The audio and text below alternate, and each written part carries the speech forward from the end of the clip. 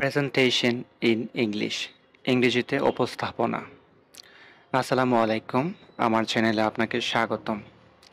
ইংরেজিতে কিভাবে নিজের পরিচয় দেবেন আজকের এই ক্লাসে শেখানোর চেষ্টা করব। আপনি যখন কোনো স্টেজে অথবা কোনো ব্যক্তির কাছে আপনার পরিচয় ইংরেজিতে দিতে চাইবেন, তখন প্রথমে আপনি এভাবে বলতে পারেন, আসসালামু আলাইকুম, good morning to all of you. এর অর্থ হচ্ছে, হ্যালো, আসসালামু আলাইকুম, আপনাদেরকে সবাইকে শুভ সকাল। এখানে গুড মর্নিং এর স্থলে আপনি গুড আফটারনুন বলতে পারেন, গুড ইভিনিং বলতে পারেন। আপনি যখন পরিচয় দেবেন তখন যে সময় থাকবে ওই সময়ে কথা বলবেন। যদি দুপুর হয় তাহলে বলবেন গুড আফটারনুন, আর যদি সন্ধ্যা হয় তাহলে বলবেন গুড ইভিনিং। যদি সকাল হয় তাহলে বলবেন গুড মর্নিং। ঠিক আছে? যেমন, হ্যালো, আসসালামু আলাইকুম, good afternoon to all of you. Hello, আসসালামু আলাইকুম, good evening to all of you.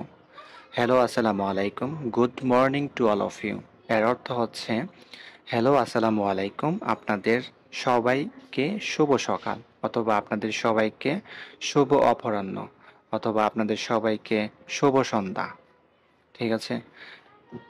তারপর বলবেন, I would like to introduce myself in front of you. আমি আপনাদের সামনে নিজেকে পরিচয় করিয়ে দিতে চাই। I would like to introduce myself in front of you. আমি আপনাদের সামনে নিজের পরিচয় করিয়ে দিতে চাই। তারপরে আপনি আপনার নিজের নাম বলবেন। যেমন, my name is Tofayel Ahmed, অথবা বলতে পারেন my name is Rahul, my name is Karim. এর অর্থ হচ্ছে আমার নাম তোফায়েল আহমেদ, আমার নাম রাহুল, আমার নাম করিম। আপনি এভাবে বলতে পারেন, দিস ইজ তোফায়েল আহমেদ, অথবা দিস ইজ রাহুল, অথবা এভাবে বলতে পারেন দিস ইজ আবু কালাম। ঠিক আছে? তারপর আপনি আপনার জেলার নাম বলবেন।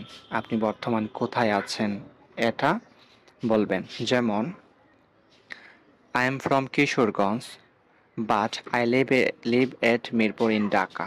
আমি কিশোরগঞ্জের হলেও থাকি ঢাকার মিরপুরে। I am from Kishoreganj, but I live at Mirpur in Dhaka. আমি কিশোরগঞ্জের হলেও থাকি ঢাকার মিরপুরে। এখানে কিশোরগঞ্জের জায়গায় আপনি আপনার জেলার নাম বসাবেন। মিরপুরের জায়গায় আপনি আপনার জায়গার নাম বসাবেন। আপনি যে জায়গায় থাকেন ওই জায়গার নাম বসাবেন। সবসময় মনে রাখবেন, এট এর পরে ছোট স্থান বসাবেন এবং ইন এর পরে বড় স্থান বসাবেন। যেহেতু ঢাকা মিরপুর থেকে বড়, তাই ইনের পরে বসেছে, এবং ঢাকার থেকে যেহেতু মিরপুর ছোট, তাই এট এর পরে মিরপুর বসেছে। এটা মনে রাখবেন, এট এর পরে ছোট স্থান, ইনের পরে বড় স্থান। ঠিক আছে? তারপরে আপনি কি কাজ করেন, আপনি কোথায় কাজ করেন সেটা সম্পর্কে বলতে পারেন। যেহেতু আমি একজন স্টুডেন্ট, তাহলে আমি বলবো, I am a student of class inter first year. আমি ইন্টার প্রথম বর্ষ শ্রেণীর ছাত্র। অথবা I am a student of class honours first year. আমি অনার্স প্রথম বর্ষের ছাত্র। তারপর আপনি আপনার কলেজের নাম অথবা ইউনিভার্সিটির নাম বলবেন। যেমন, the name of my college is Muktijoddha Abdul Haque government college.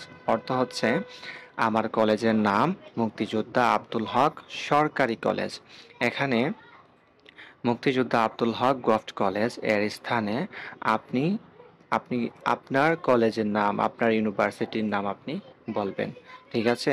The name of my college Muktijoddha, the name of my college is Muktijoddha Abdul Haque government college. এখানে আপনার কলেজের নাম বসাবেন, আপনার ইউনিভার্সিটির নাম বসাবেন। আপনি যদি স্কুল হন তাহলে আপনি বলবেন the name of my school is, আর তারপর হচ্ছে আপনার স্কুলের নাম বসিয়ে দেবেন। ঠিক আছে? তারপরে বলবেন আপনি ভবিষ্যতে কি হতে চান। যেমন, আমি ডক্টর হতে চাই, তাহলে আমি এভাবে বলবো, I want to be a doctor in my future. I want to be doctor in my future. আমি ভবিষ্যতে ডাক্তার হতে চাই। অথবা আমি যদি টিচার হতে চাই তাহলে এভাবে বলবো, I want to be a teacher in my future. আমি ভবিষ্যতে শিক্ষক হতে চাই। আর আপনি যদি ইঞ্জিনিয়ার হতে চান তাহলে বলবেন I want to be an engineer in my future. এখানে এ বলা যাবে না, এখানে এন বলতে হবে। ওয়ান্ট টু বি এর পরে এন বলবেন, কারণ ইঞ্জিনিয়ারের আগে এন বলতে হবে। ঠিক আছে? তারপর আপনি বলবেন আপনার পছন্দ অপছন্দ সম্পর্কে, যেমন basically I am sports lover, I love to play cricket.